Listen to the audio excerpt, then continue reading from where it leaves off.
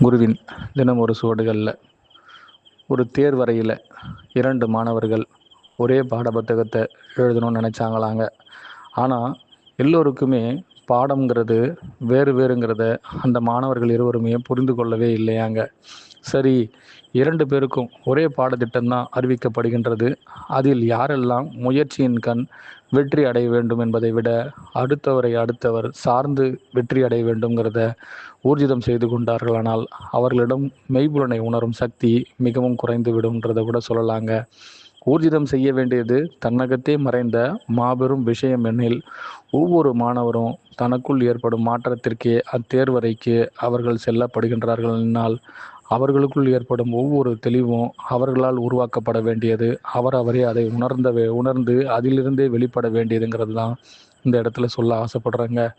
முக்கியமான விஷயங்கள் பல பேர் எல்லோருக்கும் ஒரே ஒரு பாடத்திட்டம், அதே பாடத்திட்டத்தின் கீழ் தான் அனைவரும் படிக்கின்றனர் என்று எல்லோரும் படிக்கும் பாடங்கள்லாம் ஏட்டு சுரக்காயாக தாங்க இன்றைக்கி விளங்கப்படுகின்றது. ஆனால் அன்றைய காலகட்டத்தில் இதை குருகுல கல்வியின் அடிப்படை தத்துவத்தில் ஒரு மனிதன் என்பவன் தனக்குள் ஏற்படும் மாற்றத்தின் அடிப்படையிலிருந்து அவனில் எது வெளிப்படுகின்றதோ அதில் அவன் மாறுபட்ட விஷயத்தில் அவனும் அந்த மாறுபட்ட கருத்துக்களோடு பயணித்தானானால் அவனின் மாறு வேடம் எதுவென்பதை அவனே புரிந்து கொள்வானானால் அவனே வேடதாரி.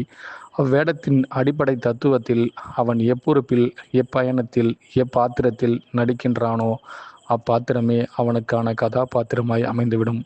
உலக நியதியில் நான் உன்னை உருவு கொடுக்க ஆசைப்படுகின்றேன். உச்சதானம் உமக்குள் இருந்தால் உயரியது எதுவோ அதில் நீயே வெளிப்படுவாயாக. அனைவருக்கும் குருவே சரணம். குருவடி சரணம். திருவடி போற்றிங்க.